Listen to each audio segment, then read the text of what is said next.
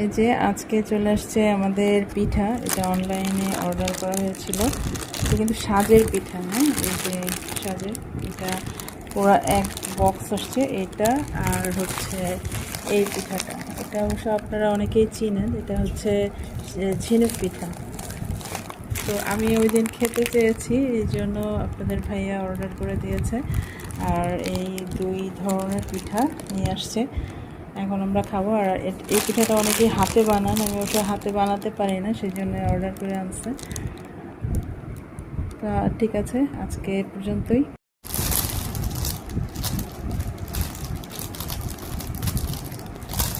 এগুলো যদিও আনার পথে আসলে ভেঙে গিয়েছে অনেকটাই, তারপর এগুলো কিন্তু খেতে অনেক মজা আর অনেক শক্ত।